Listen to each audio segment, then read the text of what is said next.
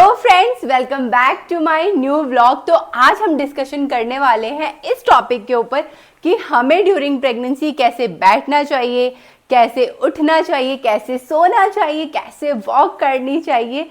तो इन सारी चीज़ों के ऊपर मैं चाहती तो ये वीडियो पहले भी शेयर कर सकती थी, बट मैंने सोचा कि नहीं, जब मैं ये सारी चीज़ें करूँगी या फिर खुद से फील करूँगी, मैं तब आप सबके साथ ये एक्सपीरियंस अपना शेयर करूँगी। और आज ही मेरा 9 मंथ स्टार्ट हुआ है और मैंने काफ़ी चीज़ें जो खुद से करी हैं या खुद फील करी हैं, तो इसलिए मैं आज आप सबके साथ वो सारी चीज़ें शेयर करूँगी। क्योंकि होता क्या है कि हमें ना, मतलब लोग बताते हैं, उसके बावजूद हम नहीं करते हैं, ठीक है।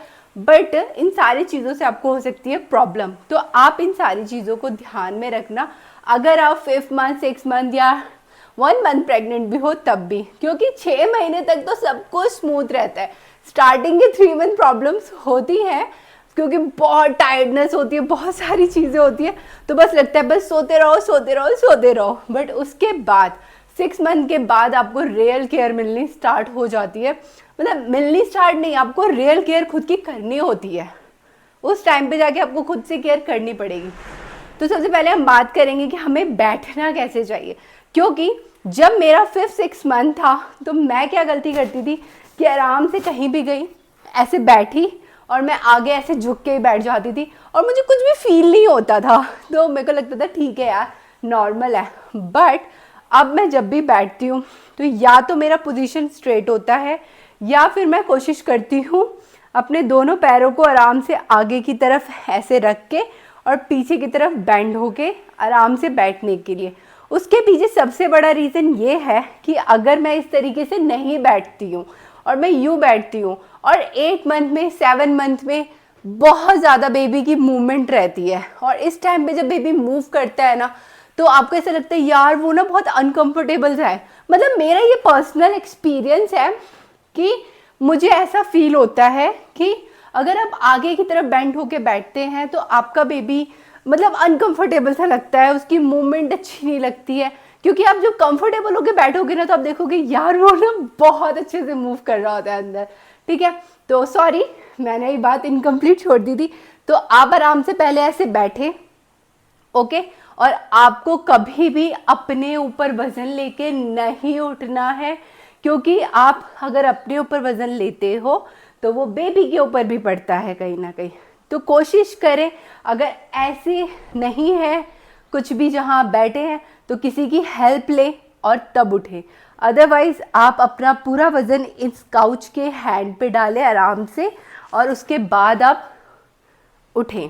दूसरी चीज़ क्या होती है, ज़्यादा मैं बैठने उठने के ऊपर इतनी सारी चीज़ें नहीं बताऊंगी कि आपको टेबल पे कैसे बैठना है। कहीं भी बैठे, पीछे की तरफ या फिर स्ट्रेट, आगे की तरफ बेंड होके स्टमक पे 7 मंथ के बाद प्रेशर बिल्कुल भी नहीं देना है आपको। अभी मेरी थोड़ी सी सांस फूल रही है क्योंकि अभी 9 मंथ में ना ब्रीथिंग प्रॉब्लम भी बहुत ज़्यादा हो जाती है।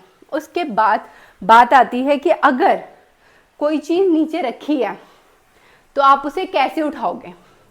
जब हम प्रेग्नेंट नहीं होते तब तो हम आराम से ऐसे उठा लेते हैं, अभी मैं वो चीज़ करके भी नहीं दिखा सकती आपको, ओके। तो अगर कोई चीज़ नीचे है तो मुझसे ना कोई और पोजीशन में नहीं बैठा जाता है। मेरा एक ही पोजीशन है कि अगर कोई चीज़ है तो आराम से, ये चीज़ नीचे गिरी है, मैं आराम से स्क्वाट्स पोजीशन में बैठती हूँ, इसको उठाती हूँ, पैरों पे प्रेशर ना डाल के, अगर हाथ से डालना है तो ऐसे उठना है तो ऐसे उठ जाती हूँ। नहीं तो मेरा सबसे अच्छा होता है मैं आराम से ऐसे उठती हूँ और मुझे कोई प्रॉब्लम नहीं होती है।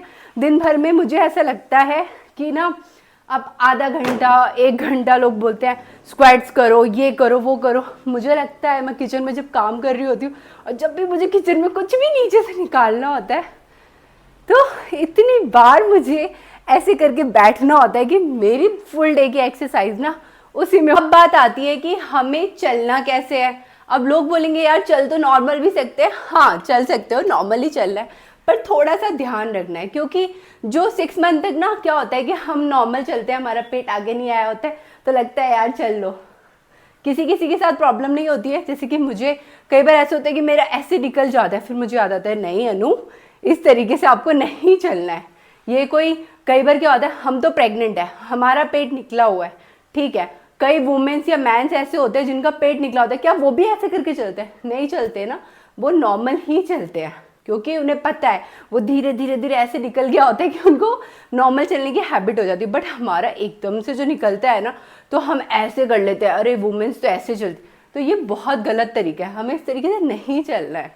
आपको कोशिश करनी है कि आप जितना हो सके, थोड़ा सा बेंड हो जाता है स्टमक, बट जितना हो सके अपने हैंड को स्ट्रेट रखें और नॉर्मल चलने की कोशिश करें। ये पेट को आगे की तरफ निकाल के ऐसे ऐसे ऐसे ऐसे चलने की कोशिश ना करें, क्योंकि ये आपकी हैबिट को ख़राब ही करता है। ये अच्छी हैबिट नहीं होती है। स्टार्टिंग में वुमेन्स को बहुत शौक चढ़ता है, मैंने देखा है, वो इस तरीके से करके चलना प्रेफर करती है। तो नहीं, इस तरीके से बिल्कुल भी ना चले, जितना हो सके बिल्कुल स्ट्रेट रहें और अपना, और हमारे पैर ना आराम से ना, जब हमारा 7-8 मंथ होता है, इवन मेरा तो 5th मंथ से ही ऐसा हो गया था कि मेरे पैर मतलब हमेशा मुझे ना ओपन करके ऐसे चलने में ही ज़्यादा कंफर्टेबल लगता था। अगर अभी तक आप उस तरीके से नहीं चलते हो, ऐसे ही पैर को करके चलते हो, तो कोशिश करो कि इसको थोड़ा सा स्प्रेड करके ही चलो इस तरीके से, तो आपको बहुत ज़्यादा कंफर्टेबल लगेगा। कई बार अगर आपको अनकंफर्टेबल लगता है चलने में ना, तो आप अपने इस हैंड को ना यहाँ पे ऐसे रखो, ओके, ज़्यादा से ज़्यादा कई बार ऐसे, पर ऐसे नहीं, ठीक है। तो अब बारी आती है कि हमें बेड पे कैसे सोना है या फिर बेड पे कैसे बैठना है। तो आपको कहीं भी बैठना है ना, कंफर्टेबल पोजीशन में। पहले हम इसे बैठ गए, देन हम अपने एक पैर को ऊपर रखेंगे, देन सेकेंड को, और अगर आपका बेड ऊंचा है ना तो उसे नीचे कर लेना यार थोड़ा ज़्यादा कंफर्टेबल रहता है। उसके बाद एक तकिए में मेरा कुछ नहीं होता, तो शायद मैं कभी कभी 2 और कभी कभी 3 लेके बैठती हूँ। ये पोजीशन मैं इसलिए बता रही हूँ, कई बार हमारे बेडरूम में सामने टीवी होता है और हमें चलाना होता है, या फिर हमें लैपटॉप पे काम करना है, तब भी हम इस तरीके से बैठ के आराम से लैपटॉप पे काम कर सकते हैं। अब इस पोजीशन में कितनी देर बैठे, तो आप मुश्किल से मुश्किल 15 मिनट, 20 मिनट और हाईएस्ट 30 मिनट बैठ सकते हैं, उससे ज़्यादा मत बैठना। उसके बाद अपनी पोजीशन को चेंज कर सकते हैं, ओके। तो आप सेकंड पोजीशन में अपने पैरों को इस तरीके से रख सकते हैं। मैं क्रॉस लेग के लिए नहीं सजेस्ट करूँगी कि आप आलती पालती मार के ऐसे बैठें, स्पेशली 8 और 9 मंथ में, क्योंकि मुझे ऐसा लगता है, कई बार मेरे साथ भी ऐसा हुआ है कि लेग्स ना मतलब ऐसे स्टक से हो जाते हैं, मतलब हमारे यहाँ कहते हैं उसको जाम हो जाना या ऐसे कुछ करके। तो इसलिए मैं कभी सजेस्ट नहीं करूँगी। उस टाइम पे मुझे ऐसा लगने लग जाता है, अरे यार ये क्या हो गया है। तो इन सारी चीज़ों का आपको ध्यान रखना है। तो आपको थोड़ी थोड़ी देर में आपकी जो पोजीशन है उसे चेंज करते रहना है। उसके बाद या तो आप स्लीपिंग पिलो ले लो, जो ऐसे फुल सा आता है आजकल, बट अभी मैंने ऐसा कुछ भी नहीं लिया है। तो मैं पूरे 9 मंथ मैंने कैसे निकाले हैं, 9 मंथ नहीं निकला, अभी 9 मंथ स्टार्ट हुआ है, बट मैंने कैसे निकाला है मैं वो शेयर करूँगी। तो यहाँ पे नॉर्मली मैं क्या करती हूँ, मुझे पता नहीं क्यों पीछे वाला जो मेरा पिलो होता है, ये यहाँ पे मैं एक और छोटा पिलो रखती हूँ, जिससे थोड़ा हाइटेड हो जाता है। तो मैं अपने शोल्डर को भी थोड़ा सा ना सपोर्ट देती हूँ, मतलब नेक ऊपर और शोल्डर नीचे मैं नहीं रख के सो पाती हूँ, मुझे बहुत कंफर्टेबल लगता है। अगर किसी वुमेन को प्रॉब्लम होती है स्लीपिंग में, तो वो भी इस तरीके से ट्राई कर सकती हैं। तो यहाँ पे पहले मैं इस तरीके से लेटती हूँ और फिर ऐसे करती हूँ। उसके बाद तकिए को अपने पैर से लेके अपने स्टमक को सपोर्ट देती हूँ, और इस तरीके से सोना मुझे ज़्यादा अच्छा लगता है, ओके। बाकी आपको लेफ़्ट साइड में ज़्यादा सोना है, राइट साइड में कम, और स्ट्रेट तो आपको 7 मंथ के बाद सोना ही नहीं है। 5 मिनट 2 मिनट सफिशिएंट है स्ट्रेट सोने के लिए। कभी कभी बहुत अच्छा लगता है, जैसे मुझे 7 मंथ तक बहुत अच्छा लगता था, तो मैं 5-7 मिनट सोती थी, बट 8 मंथ के बाद मुझे यहाँ पे ना थोड़ा पेन सा फील होता है सोने से, तो मैंने उसे अवॉइड कर दिया। क्योंकि मैंने बहुत यूट्यूब डॉक्टर से कंसल्ट किया, तो उन्होंने बोला नहीं मत सो अगर आपको पेन होता है तो, बाकी अगर नहीं होता तो 5-7 मिनट आप सो सकते थे। तो मैं तो अभी नहीं सोती हूँ। अभी मेरा यही पोजीशन है कि मैं लेग्स को ऐसे रख के, या कई बार लेग्स के बीच में ना रख के इसको ऐसे रख के, और फिर अपने पैर को इस तरीके से रख के सोना ज़्यादा पसंद करती हूँ। दूसरी चीज़, आपको उठना कैसे है।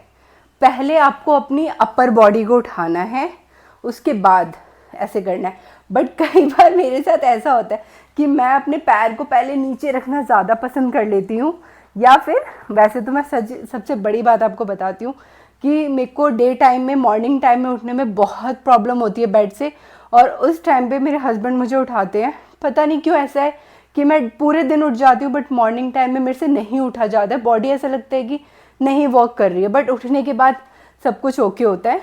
तो पहले आप अपने हैंड से अपने बेड को पुश करके अपने बॉडी को उठाएंगे कुछ इस तरीके से। उसके बाद धीरे धीरे आगे आके अपने लेग्स को नीचे करेंगे और खुद यहाँ पे प्रेशर देके ऐसे उठ जाएंगे। और कोशिश करें कि जो आपका गद्दा हो वो ज़्यादा सॉफ्ट ना हो, थोड़ा बहुत हार्ड ही हो, क्योंकि ये मेरा पर्सनल एक्सपीरियंस है। मुझे लगता है डॉक्टर्स भी आपको यही बोलेंगे, क्योंकि सॉफ्ट बेड में ये होता है कि आपको उठने बैठने में ना बहुत बहुत ज़्यादा प्रॉब्लम हो जाती है। तो आपको इसी तरीके से ये सारी चीज़ें करनी है और इन सारी चीज़ों का आप ध्यान रखना। और आप सब मुझे कमेंट करके ये बताना कि ये वीडियो आपके लिए कितनी हेल्पफुल रही है, या आपको ये वीडियो कितनी अच्छी लगी है, और क्या मैं प्रेगनेंसी से रिलेटेड अपना जो भी एक्सपीरियंस है वो आप सबके साथ शेयर